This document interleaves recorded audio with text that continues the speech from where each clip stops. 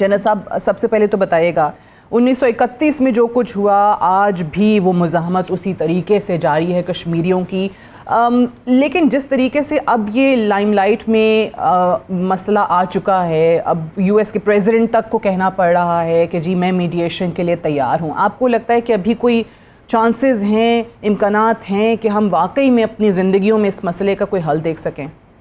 Ma'am thank you very much for getting me over. آپ نے بڑی خوبصورت بات کی اوپننگ ریمارکس میں کہ دنیا نے ابھی ریئلائز کر لیا ہے، اور میں بھی اسی میں بلیو کرتا ہوں کہ ہر دوسرے دن انڈیا جو ہے وہ ایک فالس فلیگ آپریشن کرتا ہے، اور اس کے بعد اپنے پری میڈیٹیٹڈ رسپانس کے طور پہ پہلے سے طے شدہ پلان کے مطابق پاکستان کے اوپر چڑھائی کر دیتا ہے. اس کانفلکٹ میں دونوں ملک جو ہے وہ انوالو ہو جاتے ہیں، جبکہ یہ کانفلکٹ الٹیمیٹلی گریویٹیٹ کرتا ہے ٹورڈز نیوکلیئر ڈینجرز، اور پھر دنیا کو بھاگنا پڑتا ہے، دنیا کو دوڑنا پڑتا ہے، ڈپلومیٹک ایفرٹ شروع ہوتی ہیں تاکہ ان دونوں ملکوں کو نیوکلیئر ایکسچینج سے بچایا جائے. آپ نے دیکھا ہوگا 2002 میں بھی یہ ہوا، 2008-9 میں بھی ہوا، ابھی ریسنٹلی بھی ہوا ہے. تو میں یہ سمجھتا ہوں کہ دنیا کو ریئلائز کرنا چاہیے کہ یہ جو ایشو ہے، جو کہ لنگرنگ ایشو ہے، اولڈسٹ ایشو ہے انڈر یونائٹڈ نیشن ریزولوشنس، کہ جس کی ریزولوشن از اسٹل اویٹڈ، یہ جو ہے یہ ہر بار ہر 5ویں 6 سال یہاں پہ ایک فلیش پوائنٹ بنتا ہے، اور دنیا کو کے لیے ایک بہت بڑی ڈینجر بن جاتی ہے کہ یہاں پہ نیوکلیئر ایکسچینج نہ ہو. ابھی بھی میں کہوں گا جیسے آپ نے کہا ہے کہ یہ ہاسٹیلیٹیز تو رکی ہیں لیکن امن نہیں ہوا. ہر جگہ پہ ہم کوشش کرتے ہیں کہ ہم نیگیٹو پیس کا مطلب یہ ہے کہ وہاں پہ وائلنس ختم ہو گئی ہے، اور پازیٹیو پیس کا مطلب یہ ہے کہ وہاں پہ تھریٹ نہیں ہے، کوئی خطرہ نہیں ہے. تو ہمیشہ کوشش یہ ہوتی ہے کہ آپ پازیٹیو پیس کی طرف جائیں. یہ جو ریجن ہے ابھی تک نیگیٹو پیس ایٹ بیسٹ یہی ہے کہ فار دا مومنٹ ہاسٹیلیٹیز رک گئی ہیں، لیکن یہ ہے کہ کسی ٹائم پہ بھی دوبارہ یہ پرابلم ہو سکتی ہے. جیسے کہ اس سے پہلے بھی امریکہ کے جو صدور ہیں انہوں نے اس پہ انٹرسٹ شو کیا. اس دفعہ پریزیڈنٹ ٹرمپ نے بہت ایمفیٹیکلی کہا ہے کہ وہ اپنا رول ادا کریں گے کہ وہ کشمیر کا ایشو ریزالو کریں. دوسرا میم جو اس پہ ذکر کرنا چاہوں گا کہ اسٹریٹجک بیلنس جو اس خطے کا ہے وہ اس جنگ کے بعد وہ فیوریبل ہو گیا ہے towards Pakistan because of Pakistan alliance with China. India کو بھی ابھی سمجھ آ جانی چاہیے کہ انڈیا جو ہے وہ بار بار پاکستان کو برو بیٹ نہیں کر سکتا، پاکستان کو مطلب غلط نیریٹو کے بیس کے اوپر پنش نہیں کر سکتا. اور میرا خیال ہے کہ انڈیا کو بھی ریئلائز ہو جانا چاہیے کہ یہ ایشوز انڈیا کو ریزالو کرنے پڑیں گے، ادروائز اس علاقے میں پیس نہیں ہوگی. جنید صاحب اب وہ ان کی عوام کو بھی سمجھ میں آ رہا ہے، کیونکہ میں دیکھ رہی تھی کہ ان کی اپنی پارٹی کے بہت زیادہ لوگ جو ہیں وہ سوال اٹھا رہے ہیں، خاص طور سے جو پاکستان کے ہاتھوں شکست کا سامنا کرنا پڑا ہے.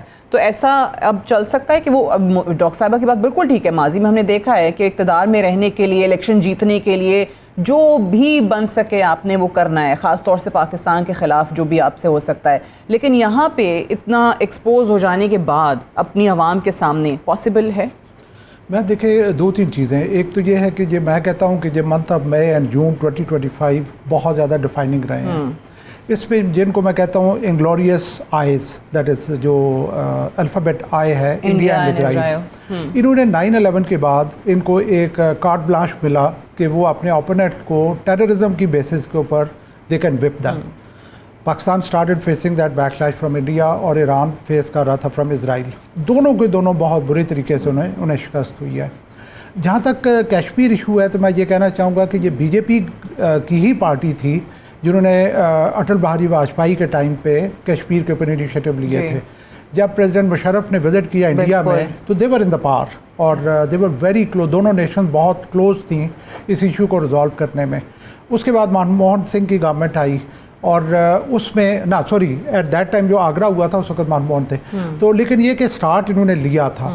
اٹ از ایشو صرف ہے مودی کا ایز اے پرسنالٹی، بیکاز جس طریقے سے مودی کو کہا جاتا ہے کہ بچر آف گجرات، وہ بہت زیادہ ہندو نیشنلزم پہ بلیو کرتا ہے. دین اس کی جو آر ایس ایس اور اس کی اوریجنیشن جو جرمن رائخ سے ہوتی ہے، وہ ساری چیزیں دیکھتے ہوئے اٹ از دیٹ پرسنالٹی جو کہ پرابلم کریٹ کر رہی ہے. جو سینئر ایلیمنٹس ہیں انڈیا کے، ان کو بھی ریئلائز ہو رہا ہے کہ یہ جو نیریٹو انہوں نے 9/11 کے بعد بنایا تھا کہ جو جینون فریڈم سٹرگل تھی وہ بھی ٹیررزم میں لمپ ہو گئیں، اس کو کیری فارورڈ نہیں کیا جا سکتا بیکاز یہ نیریٹو ان کا بہت برے طریقے سے پٹا ہے. میں یہ سمجھتا ہوں کہ اوور آل دیکھتے ہوئے جو میں نے شروع میں ذکر کیا strategic balance tilted in favour of Pakistan because of alliance with China, اور جو یو ایس ہے اس کو بھی اتنی زیادہ نہیں ملی سکسیسز ان دونوں وارس میں جس طریقے سے وہ ایکسپیکٹ کر رہے تھے. تو میرا خیال ہے کہ ہم بہت فیوریبل سچویشن ہے اس وقت کشمیر ایشو کی ریزولوشن. لیکن اس میں ایک اور چیز بھی جنرل صاحب کہ اوبیسلی وہ رسپانس جنگ ہارنے کے بعد وہ جو چاہتے تھے دنیا سے وہ نہیں ملا. وہ پاکستان کی فیور میں جیسے آپ نے کہا کہ نظر آیا. یو ایس جو کہ انڈیا کو تیار کر رہا تھا ریجن میں ٹو ٹیک آن چائنا، وہ بھی تھوڑا پیچھے ہٹتے ہوئے نظر آیا آپ کو.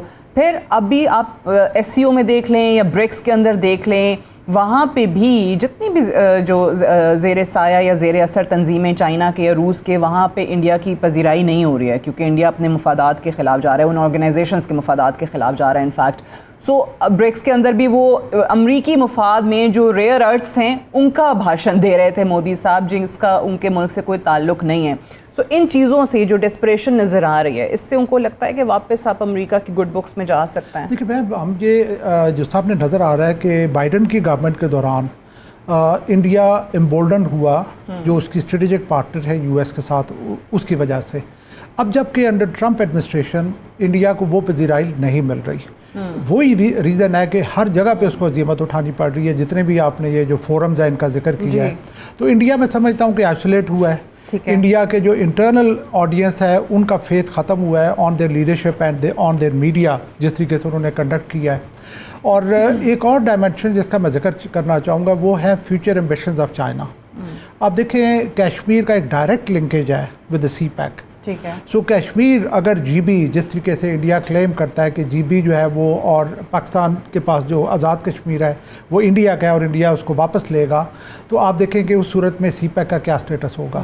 تو یہ جو چائنا کے اسٹیکس انٹیگریٹ ہوئے ہیں into this region of Kashmir, اس کی وجہ سے میں سمجھتا ہوں کہ انڈیا کو ابھی بہت حد تک یہ یقین ہو چکا ہے کہ جو پارٹس اس کے پاس نہیں ہیں وہ تو اسے بھولنے پڑیں گے. There is no question that they can get it. انہوں نے صرف کوشش کی ہے آرٹیکل 370 کی ریووکیشن کے بعد کہ جو ان کے پاس ہے اس کو کنسالیڈیٹ کیا جائے. لیکن پھر میں یہ کہوں گا کہ president Trump who claims to be the man of peace and he is vying for Nobel Prize of Peace، میرا خیال ہے کہ وہ بہت انٹرسٹ ڈسپلے کریں گے کشمیر ریزولوشن میں. اچھا ڈاکٹر صاحبہ، مجھے ایک چیز بتائیے کہ ابھی انہوں نے انگلوریس آئس کا ذکر کیا، انڈیا اینڈ اسرائیل. ہم دیکھتے ہیں کہ جو نیتن یاہو کی پلے بک ہے وہی مودی اس پہ عمل کر رہا ہے، دونوں جو ہیں وہ ایک ہی روش پہ چل رہے ہیں. اب یہاں پر سوال یہ پیدا ہوتا ہے کہ اسرائیل کی جو بھی فلسطین میں سرگرمیاں ہیں وہ اوبیسلی پوری دنیا کے سامنے ہیں. وہ شخص بنجمن نیتن یاہو جو کہ ایک عالمی عدالت سے ایک کانوکٹ ہو، اس کو سزا ہو چکی ہو، اب وہاں پہ دنیا خاموش ہے اور وہ بھی اوبیسلی دیکھتا ہے، مودی بھی دیکھتا ہے، بھارت بھی دیکھتا ہے کہ جناب when he can get scot free